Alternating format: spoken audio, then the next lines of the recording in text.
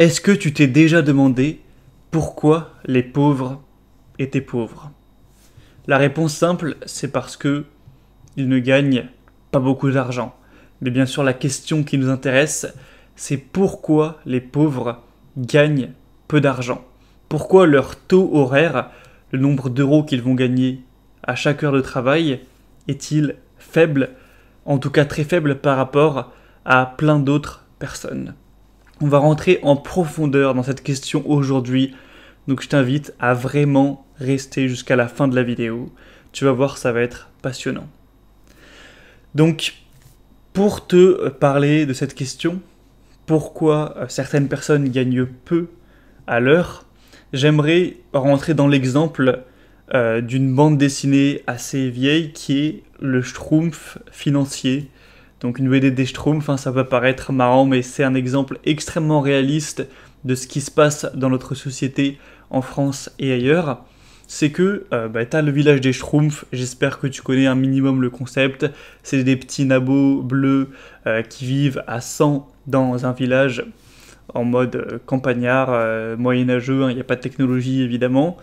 Ils vivent sans argent, c'est-à-dire que t'as des Schtroumpfs qui vont avoir des métiers, paysans, boulangers, artistes, couturiers, etc.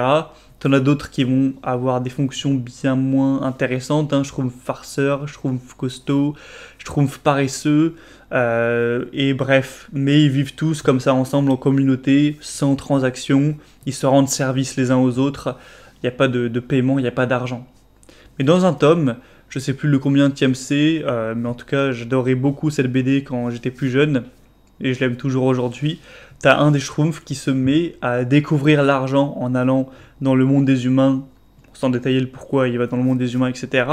Et il décide de ramener l'idée, le concept de l'argent dans le village des Schtroumpfs. Et donc il va créer littéralement des pièces à la main, il va les forger avec l'aide d'autres Schtroumpfs. Il va avoir une grosse quantité de pièces d'or, sûrement plusieurs milliers. Il va donner une petite part de tout cet or, ces pièces d'or, à chacun des individus des Schtroumpfs, donc il y en a 100.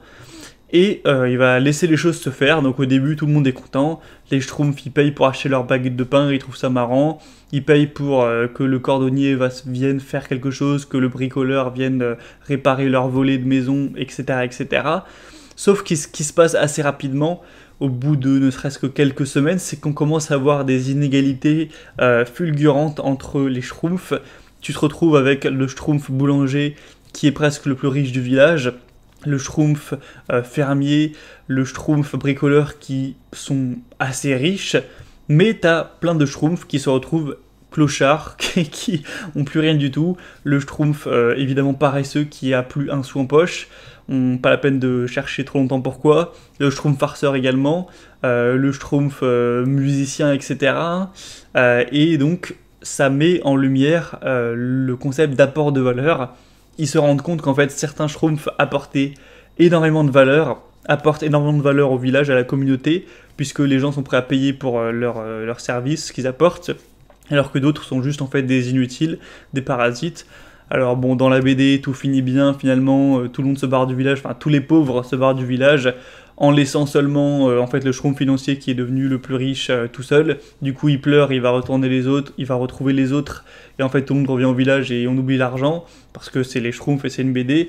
Mais ça met en lumière un concept extrêmement important qu'on va détailler aujourd'hui, qui est le fait que en fait les individus riches, donc dans l'exemple du Schtroumpf financier, c'était le cuisinier, le boulanger, le Schtroumpf financier qui était au final une sorte de banquier, le Schtroumpf d'investisseur, le Schtroumpf agriculteur, etc. C'est juste en fait les individus qui ont une spécialité qui est utile aux autres individus. Donc les individus qui sont pauvres, on va pas refaire l'exemple du Schtroumpf, c'est bon, tout le monde a compris, c'est juste des personnes qui soit n'ont pas de spécialité, donc elles sont bonnes, elles ont des grandes compétences nulle part, peut-être qu'ils savent faire un petit peu quelques trucs à gauche à droite, plein de trucs, mais ils n'ont pas une spécialité où ils sont meilleurs que les autres, soit ils ont une spécialité, mais soit elle est inutile. Si t'es spécialisé à faire les rôles les plus longs qui existent, c'est super, mais tu vas pas gagner beaucoup d'argent avec ça. tout le monde s'en fout. À part faire une vidéo virale sur YouTube, voilà, ça va pas être dingue, hein. Faire une carrière sur ça, c'est compliqué. Ou alors, ils ont une spécialité, oui, mais qui est trop concurrentielle.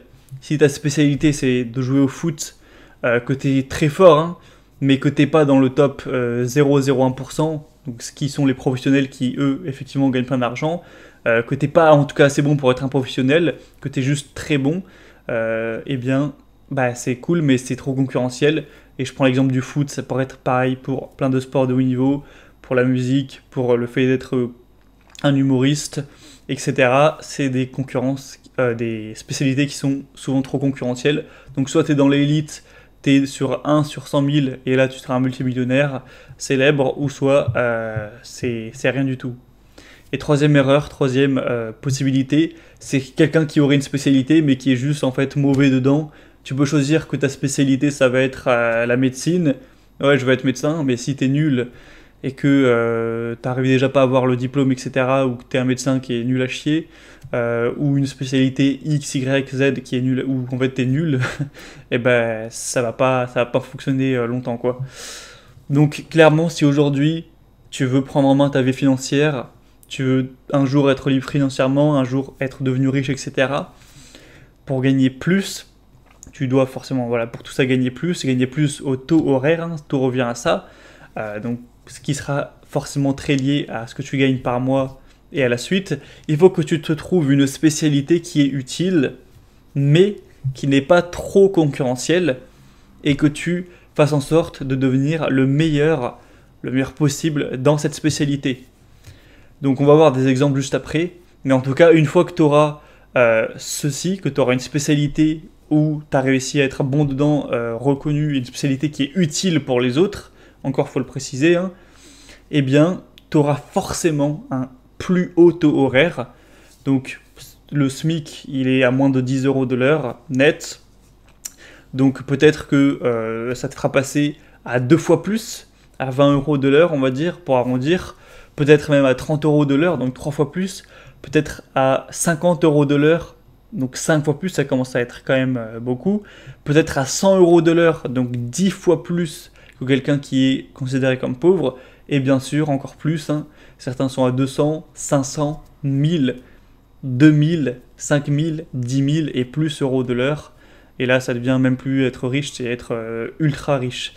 Mais, et puis voilà, une fois que tu fais ça, bah, évidemment c'est pas non plus 100%, il faudra juste que tu gères quand même bien ton argent, mais ça c'est clairement pas la partie la plus compliquée. Une fois que tu gagnes, parce que si tu gagnes, imaginons 60 euros de l'heure, si tu travailles un peu comme tout le monde au niveau de tes heures de travail, tu gagneras plus ou moins 10 000 euros par mois. Donc une fois que tu gères un minimum bien ton argent, et il n'y a pas du tout besoin d'être un expert qui s'est formé 1000 heures, tu mets juste en bourse sur des ETF, etc. Rien de compliqué du tout. Donc ça s'appelle bien gérer son argent et tu fais en sorte de ne pas le cramer n'importe où. Tu deviendras riche et aucun souci pour toi. Donc moi, si je prends mon exemple, c'est exactement ce que j'ai fait. Évidemment, je ne me suis pas dit ça dès le premier jour, je dois trouver une spécialité et j'ai appliqué un plan étape par étape. Ça s'est fait en fait un petit peu de manière hasardeuse et naturellement, mais c'est vraiment ce que j'ai fait. J'ai trouvé ma spécialité il y a maintenant, ça doit faire 9 ans, qui était YouTube, hein. J'ai créé ma première chaîne YouTube en 2013, je l'ai tenue pendant 3-4 ans, ensuite j'ai arrêté pendant quelques mois pour créer celle-ci d'ailleurs, il y a maintenant, ça doit faire 4 ou 5 ans, 4 ans et demi je pense, bientôt 5. Ensuite j'ai créé d'autres chaînes avec d'autres projets qui ont plus ou moins bien marché. Dans tout ça j'ai trouvé, je me suis concentré sur faire du business sur internet, puisqu'au début c'était pas pour but professionnel du tout, hein, c'était par passion, hein, tu t'en doutais. Et ensuite, donc, dans la création de contenu, j'ai vu qu'un moyen de faire de l'argent qui me paraissait assez intéressant, c'était l'affiliation Amazon. Un moyen parmi des dizaines et des centaines qu'il y a sur Internet, hein. Certains pensent que parce que je fais ça, c'est qu'il faut faire ça, mais des moyens de générer des revenus, t'en as vraiment des centaines, hein, sur Internet. Donc moi, j'ai trouvé ensuite un moyen propre, personnellement, de faire de l'argent avec ce moyen qui est l'affiliation Amazon. Évidemment, je ne vais pas le détailler. Je suis devenu le spécialiste de ça, qui est quand même très précis. Je suis clairement un des meilleurs là-dedans. C'est pas une prétention, c'est de la réalité. En même temps, t'as pas non plus des millions de personnes qui font ça, tu vois. Dans les, je sais pas, milliers peut-être de personnes qui font ça, et encore milliers, c'est pas sûr. Je suis peut-être pas le numéro un en France, mais je suis clairement dans les meilleurs. Hein, je sais pas, peut-être dans le top 10.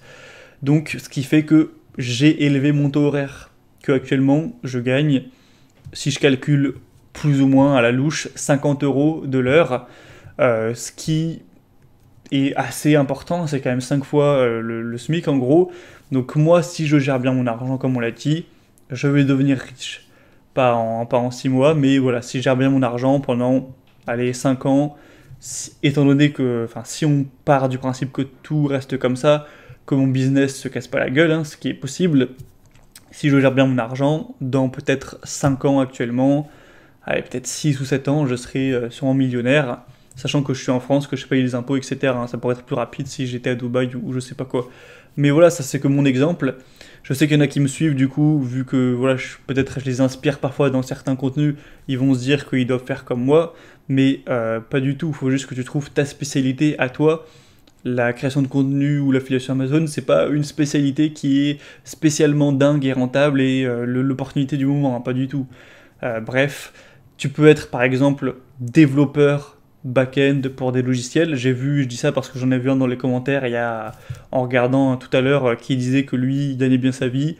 Sûrement, il gagne plusieurs milliers d'euros, j'en sais rien, mais par mois, je pense qu'il gagne bien. En tout cas, il l'a dit, et voilà, sa spécialité, il l'a trouvé, c'était développeur back-end. Bah voilà, il a appliqué, il a trouvé sa spécialité, il est devenu un des meilleurs là-dedans, et maintenant, il se fait de la thune. Je pense qu'il gère bien ça de son côté, et tout va bien pour lui, tu vois. Ça peut être une autre spécialité, par exemple vétérinaire pour chevaux, tu vois. J'ai fait exprès de prendre un truc très spécialité pour vraiment que ça reste en tête, hein, parce qu'il y en a, ils vont se dire, ouais, ma spécialité, c'est le commerce. Non, c'est trop large, le commerce, ça veut rien dire. Oh, ma spécialité, c'est la science. Encore une fois, ça veut rien dire. Une spécialité, ou le sport, ou je sais pas quoi, une spécialité, c'est quelque chose d'extrêmement précis. J'essaie de faire ça, de faire rentrer ça. Ou par exemple, un spécialiste qui est chocolatier, enfin, c'est très complexe, qui fait des chocolats hors normes, il va forcément très bien gagner sa vie. Un spécialiste sur l'installation des motorisations de portail, celui-là aussi je suis allé le chercher loin, c'est spécialisé. Un spécialiste de guide d'exploration uniquement pour les grottes, tu vois.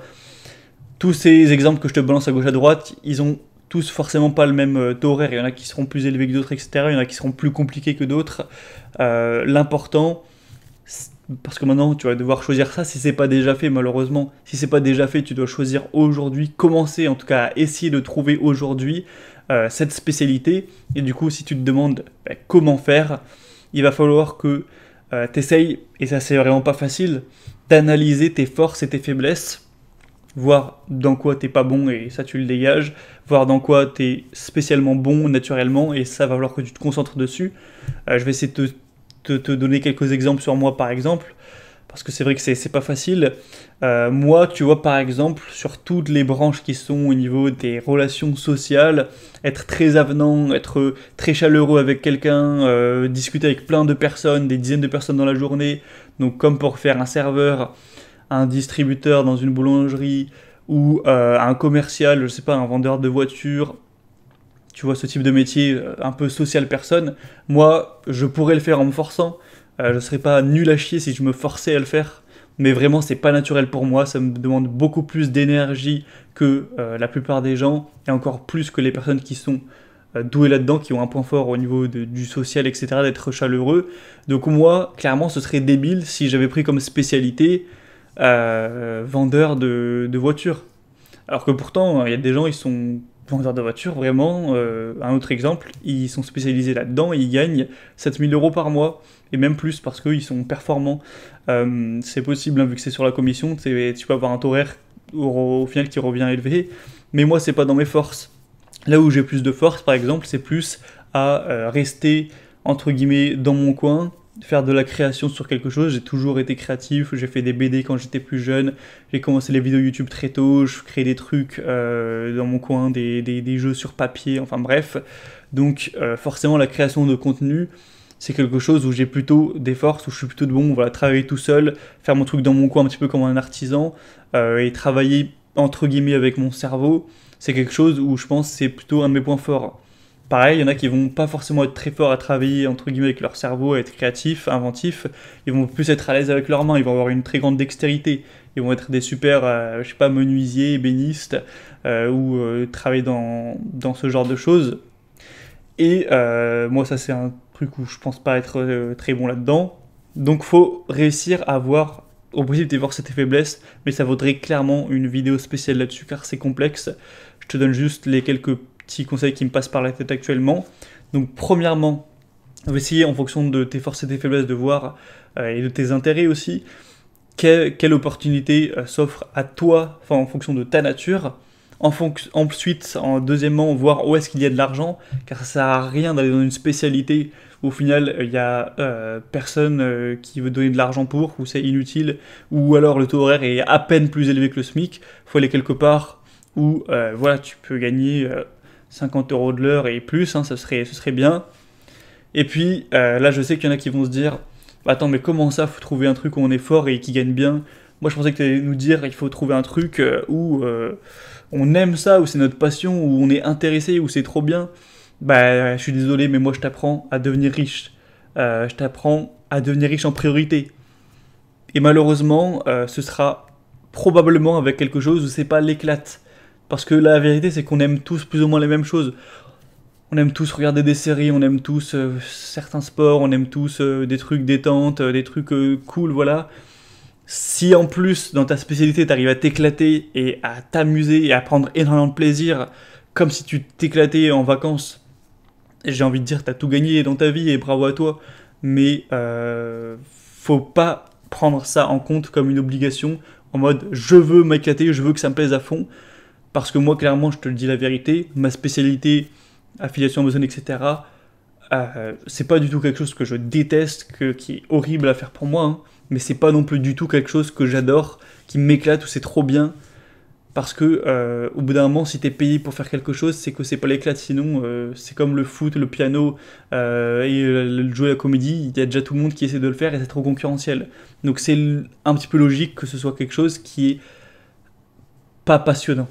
Donc mets pas ça dans l'équation, je dirais que c'est un bonus, voilà. Si en bonus, en plus, t'as trouvé un truc où t'es fort dedans, et où il y a beaucoup d'argent, et qu'en plus t'adores, eh bien, t'as tout gagné.